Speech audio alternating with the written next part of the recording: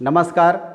राजकीय औद्योगिक प्रशिक्षण संस्थानों के व्यवसाय प्लम्बर के विषय सैद्धांतिक की पाठ्य चर्चा में प्रसंग ह्यूम्ड एवं एस्बेस्टस पाइप पर मैं आज आपको प्रशिक्षण प्रदान करूंगा।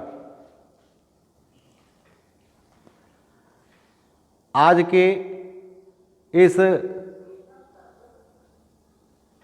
ह्यूम्ड एवं एस्बेस्टस पाइप के मुख्य बिंदु हैं ह्यूम्ड एवं एस्बेस्टस पाइप का परिचय, विभिन्न जोड़ एवं अलाइनमेंट तथा इनका उपयोग। सबसे पहले आता है आरसीसी पाइप। आरसीसी पाइप के बारे में मैं आपको बता देना चाहता हूँ। यह पाइप सीमेंट तथा कंक्रीट से मिलकर बनी होती है। इसकी मजबूती के लिए इनके बीच में पतले तारों की जाली डाली जाती है। यह 15 सेंटीमीटर से लेकर के 2 मीटर व्यास तक के बनाए जाते हैं। यह बहुत ही भारी होते हैं। इनका जीवन काल भी काफ़ी लंबा होता है। इनका प्रयोग वहाँ पर किया जाता है जहाँ पानी का दबाव अधिक नहीं होता। इन पाइपों के सिरे को सॉकेट तथा स्पाइगॉट जोड़ द्वारा जोड़ा जाता है।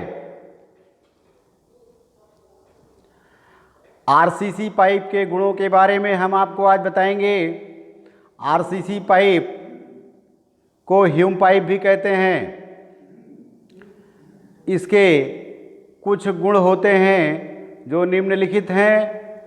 जैसे पहला, यह काफ़ी भारी होते हैं। इन्हें एक स्थान से दूसरे स्थान पर ले जाना कठिन होता है। बड़े व्यास में आसानी से बनाए जाते हैं। इनसे ब्रांच लाइनें निकालना कठिन होता है। इनमें जंग नहीं लगता। इन पर पेंट करने की आवश्यकता नहीं होती है। इनकी अंदरूनी सतह बहुत ही साफ होती है जिससे घर्षण से हानियां कम होती हैं। इनका जीवन काल बहुत लंबा होता है। इनका प्रयोग केवल बड़ी और मेन लाइनों के लिए ही किया जाता है। ध्यान रहे, इन पाइपों का प्रयोग जल वितरण के लिए नहीं किया जाता। अब आरसीसी पाइप के जॉइंट, आरसीसी पाइप के जोड़ के बारे में हम बताएंगे। आरसीसी पाइप के अंदर रीइंफोर्समेंट के लिए सरिया लगा होता है जिसके अंदर व बाहर सीमेंट व कंक्रीट का लेप चढ़ा होता है। यदि यह सरिया पाइप की धुरी की सीध में लगा हो तो दोनों पाइपों के सरियों को सीध में रखकर चारों तरफ से बेल्ट कर दिया जाता है। यदि यह सरिया गोलाई में हो तो उन्हें में आपस में बेल्ट कर दिया जाता है। सरिया बाहर ना निकला हो, ध्यान रहे, अगर सरिया बाहर ना निकला हो तो दोनों सिरों पर, पाइप के दोनों सिरों पर ग्रूव बनाकर और सन के रस्सी को दोनों सिरों पर लपेटकर ऊपर से एक आरसीसी कॉलर फिट की जाती है। इस कॉलर का अंदर का व्यास पाइप के बाहरी व्यास से अधिक होता है। कॉलर फिट करने के बाद सीमेंट मसाले द्वारा दोनों तरफ से जोड़ को भर दिया जाता है। इसमें भी पाइपों को सीध में रखा जाता है। इसे ह्यूम पाइप जॉइंट भी कहते हैं। अब आगे हम आपको एस्बेस्टस सीमेंट पाइप के बारे में बताएंगे। इस प्रकार के पाइप एस्बेस्टस तथा सीमेंट के मिश्रण से बनाए जाते हैं। इन्हें स्टील रोलर से दबाया जाता है। इस प्रकार के पाइप 2 इंच से लेकर 4 फुट व्यास तक के बनाए जाते हैं, अर्थात 50 मिलीमीटर से 1200 मिलीमीटर व्यास के बनाए जाते हैं। यह पाइप वजन में हल्के होते हैं तथा यह स्मूथ होते हैं। क्यों स्मूथ होते हैं? क्योंकि इनको स्टील के रोलर से दबाया जाता है। दबा करके चिकना किया जाता है। इन पर चूड़ियाँ भी काटी जा सकती हैं। इन पर तेजाब युक्त पदार्थों का असर नहीं पड़ता। आरसीसी पाइप की अपेक्षा यह पाइप एस्बेस्टस सीमेंट पाइप वजन में हल्के होते हैं लेकिन भंगुर होते हैं। इसका मतलब अर्थात चोट लगने पर टूट सकते हैं। इनका प्रयोग भी तरल पदार्थों की सप्लाई के लिए ही किया जाता है। इन्हें भी साकिट तथा स्पाइगार्ड जोड़ों द्वारा जोड़ा जाता है। अब एस्बेस्टस सीमेंट पाइप के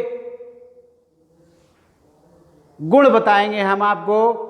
एस्बेस्टस सीमेंट पाइप के गुण, यह 2 इंच से लेकर 4 फुट के व्यास तक के बनाए जाते हैं। वजन में हल्के होते हैं, बताया पहले भी, भंगुर होते हैं, तेजाब युक्त पदार्थों का कोई असर नहीं होता। साकिट तथा स्पाइगार्ड जोड़ों द्वारा ये भी जोड़े जाते हैं। एस्बेस्टस सीमेंट पाइप के जोड़ जॉइंट कैसे लगाते हैं हम, एस्बेस्टस सीमेंट पर जोड़ कैसे लगाते हैं, ये मैं आपको बताने चल रहा हूँ। एस्बेस्टस सीमेंट पाइप को भी 3 तरह से जोड़ा जाता है। पहला तरीका है एस्बेस्टस सीमेंट स्क्रू जोड़, दूसरा तरीका है एस्बेस्टस सीमेंट पाइप कॉलर जोड़ तथा तीसरा तरीका है एस्बेस्टस सीमेंट पाइप साकेट तथा स्पाइगार्ड जोड़। तो सबसे पहले एस्बेस्टस सीमेंट स्क्रू जोड़ क्या होता है। इस प्रकार के जोड़ सीमेंट पाइपों के सिरे पर चूड़ियाँ होती हैं। सीमेंट के पाइपों पर चूड़ियाँ होती हैं। इसके ऊपर सीमेंट के चौड़ीदार फ्लैंज फिट होते हैं।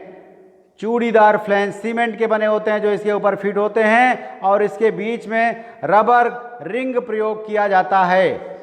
इसके ऊपर रबड़ का रिंग प्रयोग किया जाता है। नेक्स्ट है एस्बेस्टस सीमेंट पाइप कॉलर जोड़। एस्बेस्टस सीमेंट पाइप कॉलर जोड़ ये क्या होता है, कैसे जोड़ा जाता है। इस प्रकार के ज्वाइंट में सीमेंट पाइप को जोड़ने के लिए कास्ट आयरन के फ्लैंज प्रयोग किए जाते हैं तथा इसके बीच में रबड़ की रिंग फिट होती है। इसे डिटैचेबल ज्वाइंट भी कहते हैं। क्या बताया मैंने कि इस प्रकार के जोड़ को यानी सीमेंट पाइप को जोड़ने के लिए कास्ट आयरन के फ्लैंज फिट किए जाते हैं और इनके बीच में रबर की रिंग लगा दी जाती है यानी फिट की जाती है, कर दी जाती है। इसे डिटैचेबल जोड़ भी कहते हैं। ठीक है, सेकेंड नंबर आता है next asbestos cement pipe socket तथा स्पाइगार्ड जोड़। ये क्या होता है, इस प्रकार का जोड़ ठीक उसी प्रकार का होता है जिस प्रकार का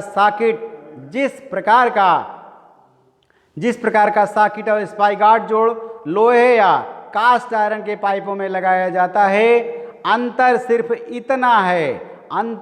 इतना है कि इसमें लेड की जगह पोर्टलैंड सीमेंट और सन की रस्सी का प्रयोग किया जाता है। ध्यान रखिए, कास्ट आयरन की पाइप पर मैंने क्या बताया, लेड जोड़ लगता है, लेड भरा जाता है। वहीं पर एस्बेस्टस सीमेंट में जोड़ जो है वो पोर्टलैंड सीमेंट और सन की रस्सी के द्वारा जोड़ा जाता है। ठीक है, तो लेड जो है वो कास्ट आयरन पाइप पर लगती है तथा एस्बेस्टस सीमेंट पाइप को जोड़ने के लिए पोर्टलैंड सीमेंट और सन की रस्सी का प्रयोग होता है। ठीक है, आगे इसमें भी कॉकिंग की क्रिया की जाती है। इसमें क्या होता है, कॉकिंग की क्रिया जो की जाती है, इसके लिए लकड़ी का प्रयोग किया जाता है। छोटे व्यास के सीमेंट पाइपों को जोड़ने के लिए पहले दोनों पाइप के सिरों को आपस में मिला दिया जाता है, फिर इनके ऊपर रबड़ के 2 रिंग फिट कर दिए जाते हैं। रबड़ के 2 रिंग लगा दिए जाते हैं तथा दबाव के लिए इन पर एक कपलिंग चढ़ा दी जाती है। इसमें रबड़ रिंग लीकेज नहीं हो पाता। ठीक है, तो ये हुआ आपका एस्बेस्टस सीमेंट पाइप और सॉकेट के स्पाइगार्ड जोड़।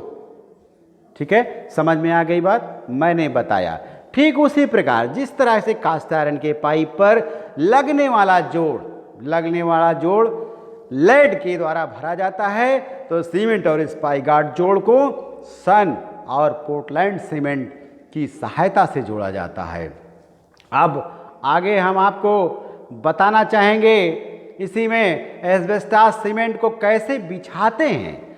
ध्यान रखिए, एस्बेस्टॉस सीमेंट पाइप को हम डालते कैसे हैं।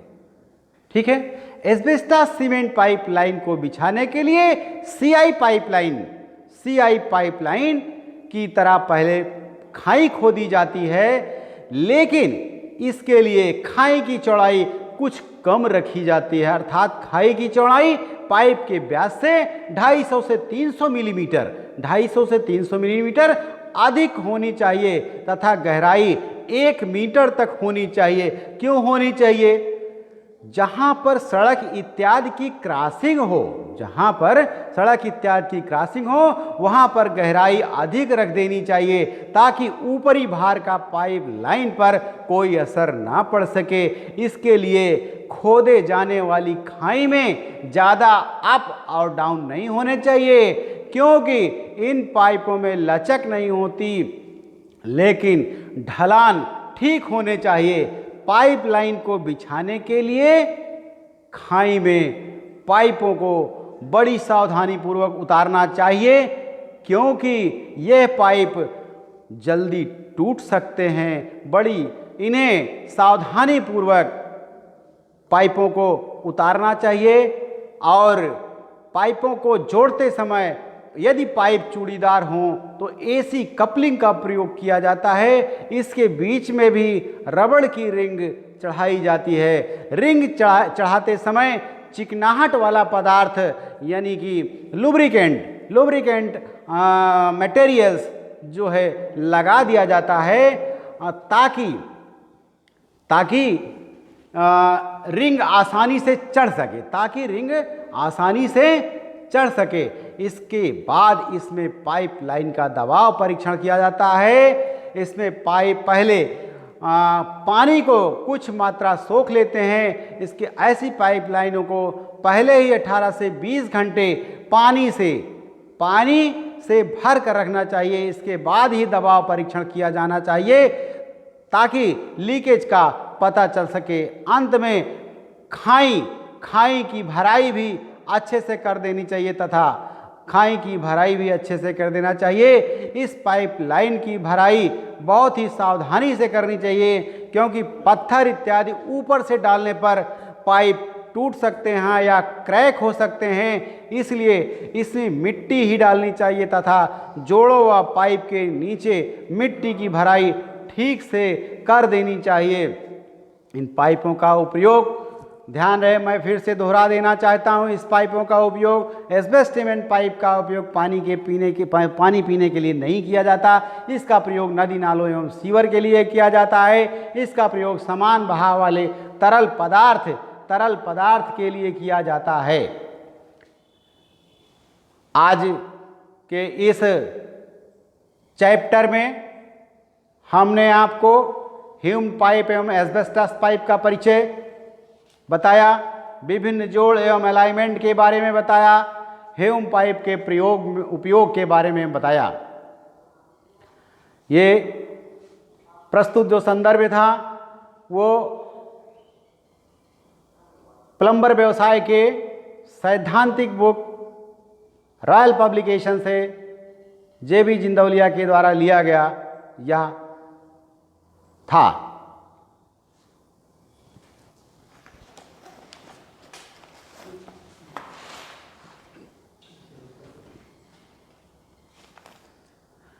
आज मैंने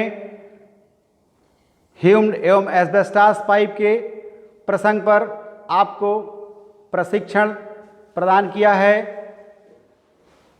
आशा है आपको यह प्रशिक्षण भविष्य के लिए मददगार होगा। धन्यवाद।